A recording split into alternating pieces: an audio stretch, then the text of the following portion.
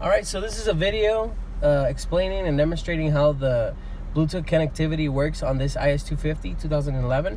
The confusing part that people find it is that they actually could connect the phone to answer and hang up calls, or you could connect it to stream music. And there's two different ways you go about it.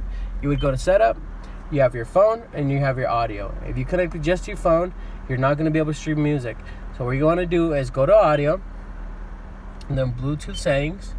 You want to register the phone that you're going to be streaming music through, and then you have that passcode key. So my partner here has this Galaxy phone. Now he's just connecting it.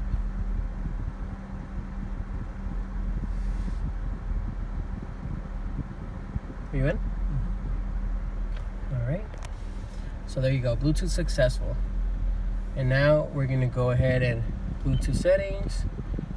We're good. Select portable player, Galaxy 8, so it's active. And now we're gonna go ahead and play some music.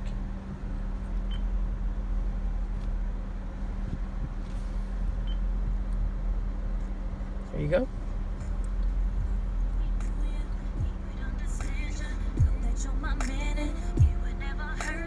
Nice selection here from my partner. So yeah, there you go. That's how that works. And now if you want to go back to connect your phone for calls, you go to setup, phone, and then manage phone, and that's already active as well. And you have hands-free power. So that's how you connect this phone. If you just connect your phone again for answering calls, it will not stream music. You actually have to go to the setup button and register the phone, and then you could go ahead and stream.